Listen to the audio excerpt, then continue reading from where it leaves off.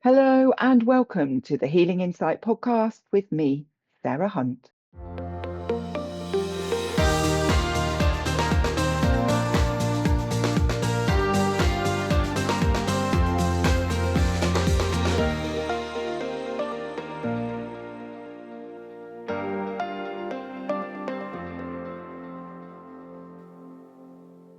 Hello and welcome. It's a beautiful spring morning with the sun shining, although a little chilly still.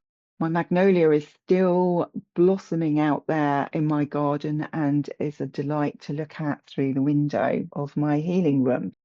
So today I thought I'd talk a little bit about intuitive healing, and there are many intuitive healers out there, and we all work in very different ways.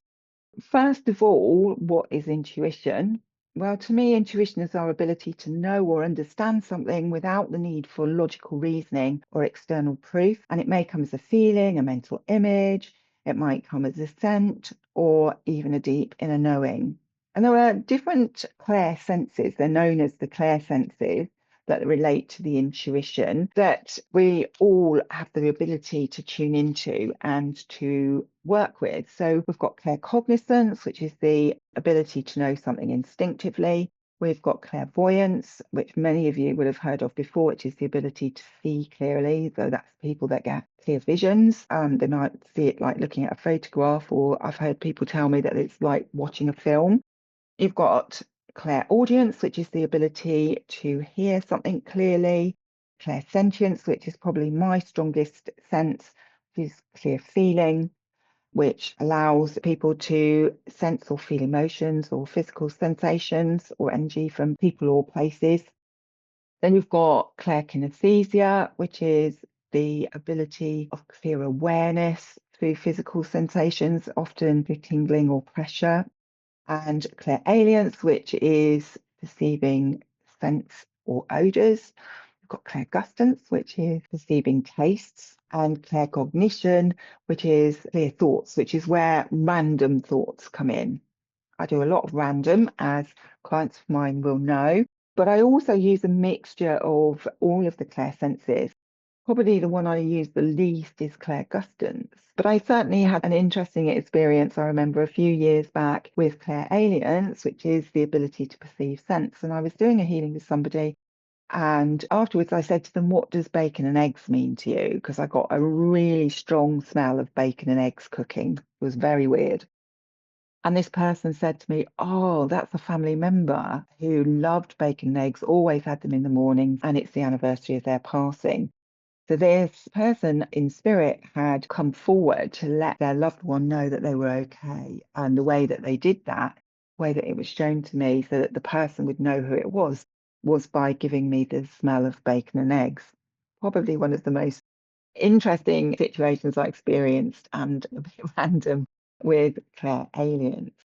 So, from my point of view as an intuitive healer, what I'm looking to do is to intuit the energies that need clearing on a really deep level so we can get to the root cause of the problem. And over the years, I've been guided to put together different intuitive clearings, which is what I teach my students. They are given these clearings to be able to do. And these clearings, when I first intuit them, I have to work through it step by step to give me a good understanding of the energies that need clearing.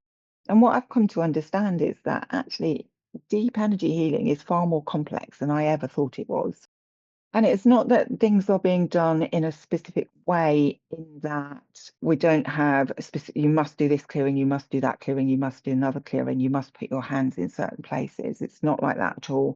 But there's a whole big list of clearings, which myself and my students intuit which of those clearings is appropriate for the person.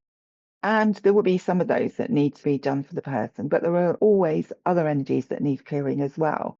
And there'll be things around the trauma of a situation that they've experienced that perhaps needs clearing. That might then lead to a past life situation that was very similar that needs clearing as well, so that they don't draw in that energy again. The past life energies that are cleared, they may be holding other things in, such as energies of coercive control, energies of having been a slave, energies of being a servant, of servitude. those kind of things that need to be cleared as well. So when I'm working with a client, I do like to have had either a discussion with them in person or on Zoom, or to have them fill in the form that's on the booking system for the appointment. And there is a thought with some people that, as an intuitive healer, I shouldn't need any information at all.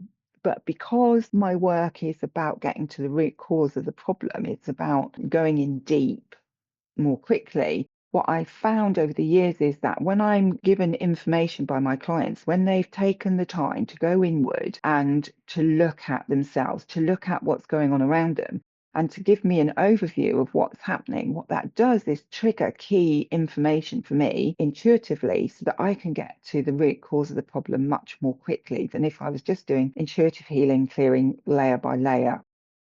I think from a responsibility for your own healing point of view, I think it's very important that the person looks at themselves, looks at what's going on, looks at the issues that need to be addressed. Because once you start to do that, you're acknowledging that there is an issue, that there is something that needs to be addressed. And then that allows a situation whereby it's a lot easier for you to create change, because you can then look at what do you need to change? What do you want to change to be able to move forward? So it is important to have that two-way thing, if you like, whether that's a conversation in person or on Zoom, whether that is giving me information on the form, as I said, that's provided, because then when you get feedback about your healing, you'll get a greater understanding of how the energies have been cleared that relate to specific problems that you're experiencing. Now, that's not to say that all your problems will get addressed in one go. It's not always as easy as that. However, what I find, and especially when I'm reading through information, is that certain things will pop out at me. So that's my intuition saying, this is important, that's important, this is important, we need to look at this. And then I'll be guided to clear energies around these specific things. And they may be the first things that need doing. And then the next time the person comes back for a healing, I'll always look back at the previous notes and just look and see, was there anything that didn't get covered in the last healing? Is that appropriate now? Was it that those other energies needed clearing first before I can get into these other issues as well? So self-awareness is important from a client point of view as far as possible. And of course, feeding back then gives them the opportunity to change and to create change. And there will be some things that just by clearing the energies, you'll suddenly notice that your perspective has changed, that the way you respond to somebody has changed without you doing anything. And that's great. That's part of energy healing. But there are some things where action's needed.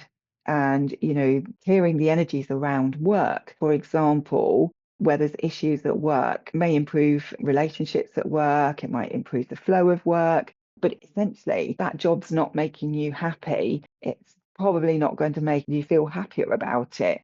In fact, it might be that clearing the energies will bring more things up to the surface around it that you've perhaps buried, that will bring things to a head. And you'll get to a point where you think, you know what, this isn't the job for me anymore. I need to look for something else. I need to look for something that's going to make me feel challenged, to feel appreciated, to feel part of the team, to feel happy, to feel in flow. And so, sometimes energy healing will help you to make those choices, to create the change rather than stay stuck in a situation because that's all you know, because that's your comfort zone, because you're afraid of making those changes.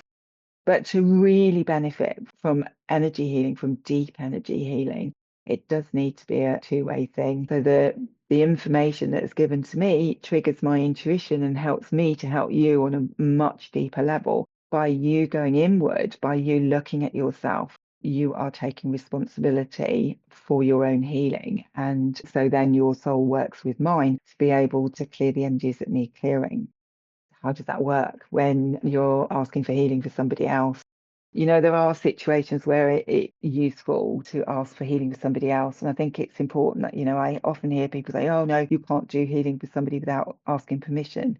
I would disagree in that you don't necessarily need to ask permission in the physical, especially if they are very reticent about the idea, but you do need to ask the soul, and very rare that a soul doesn't want to experience healing.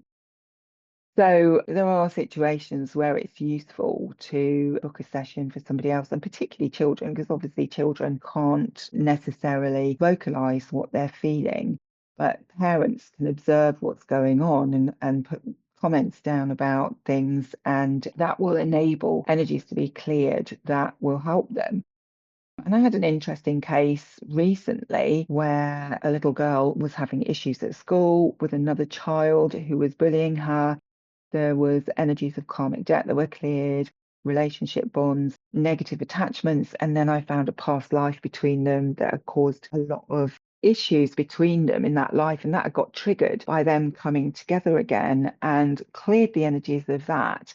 And then without the parent needing to ask the teacher to do something because their daughter was so upset, the teacher actually, the next day after the treatment, moved the children around so that they weren't all sitting next to the same people anymore, and actually split the two girls up where the issue was going on without the parents actually asking for that to happen.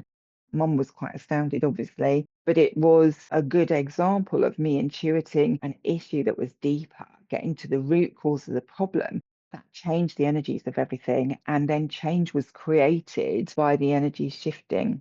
So sometimes change is created just by energies being cleared, and sometimes you need to make that change yourself. But by clearing the energies, it creates a situation whereby it's a lot easier to create the change.